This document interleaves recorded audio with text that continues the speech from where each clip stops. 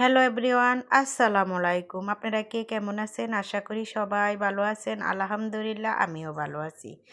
আজকে আমি শিং মাছের ডিম দিয়ে আলু ভাজি করব।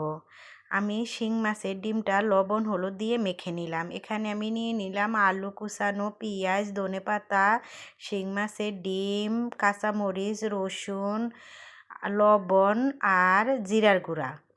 এখন আমি কড়াইতে পরিমাণ মতো তেল দিয়ে পেঁয়াজ আর কাঁচামরিচ ভেজে নেব। আমার পেঁয়াজ কাঁচামরিচ হালকা করে ভাজা হয়ে গেছে। এখন আমি দিয়ে দিলাম ফেটে রাখা শিং মাছের ডিম।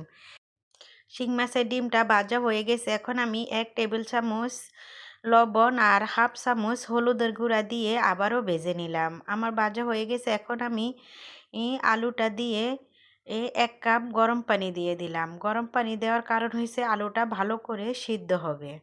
এখন আমি ঢাকনা দিয়ে ঢেকে নিলাম। আমি এখন দিয়ে দিলাম জিরার গুঁড়া। এখানে আমি 1 টেবিল চামচ জিরার গুঁড়া দিছি। এখন আমি দিয়ে দিলাম বিলাতি ধনেপাতা। বিলাতি ধনেপাতা দিয়ে আমি রান্নাটা শেষ করলাম।